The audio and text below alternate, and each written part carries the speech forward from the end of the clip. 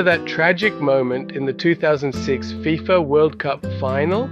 It was the 110th minute of extra time. France was leading 1-0 against Italy, just 7 minutes away from World Cup glory. Then it happened. Zinedine Zidane, the legendary French captain, turned around and headbutted Marco Materazzi straight in the chest. A stadium filled with millions fell into stunned silence. The referee raised the red card. Zinedine was sent off, and in the penalty shootout, Italy won 5-3. The hero of a nation suddenly became its heartbreak. French national hero turned into a national shame. Now ask yourself, if you were in Zidane's shoes, how would you have responded? Could you have controlled your emotions in that explosive moment and raised the World Cup as the gift to your nation and to your insulted sister, a sweet revenge? Italy did the same. Despite the headbutt in front of the whole world, the Italian team and Materazzi controlled their emotions and lifted the World Cup. That is emotional intelligence. You may also discuss this with your friends, your team, your family. Is emotional self-control worth more than immediate revenge? Because this is not a story, but real life. Here's another tragic incident to share with you. A single mother, a state-level official, juggling a demanding job and her 3-year-old daughter, her world, her reason to live. One hectic morning, she was stressed, cooking, preparing to leave. Her daughter, innocently playful, scattered the vegetables. Twice she won. The third time, her temper snapped. A knife, intended only to warn, fatally wounded the child.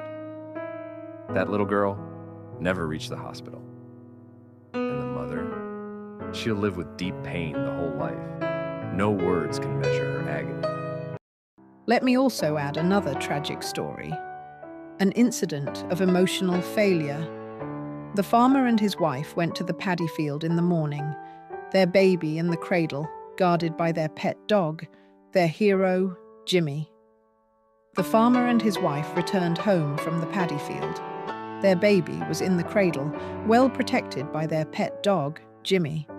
But the moment they reached the gate, they saw that shocking scene. Blood on the mouth of their pet dog, Jimmy. Both screamed about their baby in the next room. Thinking the worst, the farmer took his gun and shot the dog instantly, only to find his baby safe inside the room, smiling at them, and a dead cobra snake in the corner. The dog had saved his child's life. One moment of rage, and he killed his hero. And in California, a proud father lost control when his son playfully damaged his new truck. He crushed his son's hands in fury. Later, the father repainted his car. The boy, after surgery, simply asked, "Daddy, when will my fingers grow back?" The father, unable to bear the guilt, ended his own life. But that only orphaned the child and added tragedy to tragedy. What's the lesson here? Just one moment of unchecked emotion can lead to a lifetime of pain and one tragedy after another. Take a moment now to reflect. Can you recall a time in your life, or someone else's, when a single emotional outburst caused irreversible damage? Ask yourself, could it have been avoided if only there had been a pause, a moment of control before the reaction? The emotional intelligence isn't about suppressing emotion, it's about mastering it, about knowing when to pause, when to breathe, when to walk away. It's not weakness, it's wisdom, and it could save a moment, a relationship, even a life. The purpose of this video is simple: to help you improve your emotional intelligence. That means strengthening your ability to understand and manage your emotions, and respond wisely to the emotions of others. What is emotional intelligence? Emotional intelligence, that is EI or EQ, is the ability to identify and regulate our own emotions, as well as recognize, understand, and engage with the emotions of others, defined by Daniel Goleman in 1996. What is emotional quotient, or EQ? Just like your intelligence is measured by IQ, your emotional intelligence is measured by EQ. Now it is time to focus on you, that is on your EQ level. What is your EQ? Low, average, or excellent? If low or average, how to improve your EQ? Let's pause here for a quick self-check. Use a scale from 0 to 10. Rate yourself on each of the 5 key areas of emotional intelligence, based on psychologist Daniel Goleman's model. Self-awareness.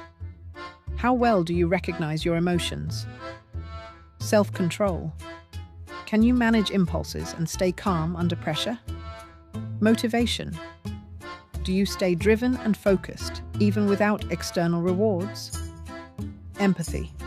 Can you understand and feel what others are going through? Social skills. How well do you connect, communicate, and build relationships? Once you've rated yourself in all 5 areas, calculate the average. That's your starting EQ score.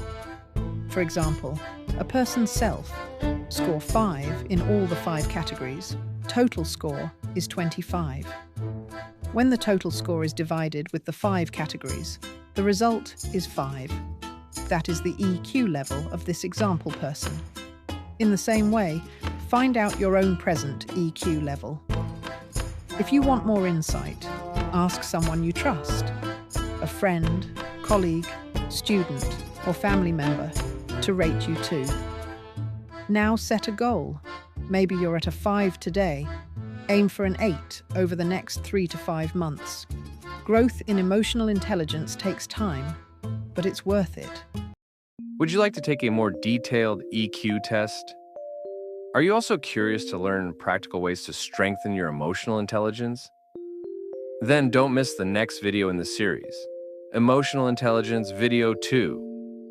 But before you go, take one simple yet powerful step. Did any of today's stories remind you of your own life? Have you ever witnessed a moment when emotions spiraled out of control? Share your reflections in the comments below. We would love to hear your story. And yes, don't forget to subscribe, give this video a like, and hit the bell icon so you'll be the first to know when new videos are released. Also, share this video with your friends, family, and colleagues, and let's build a growing community of emotionally intelligent people together. See you in the next video.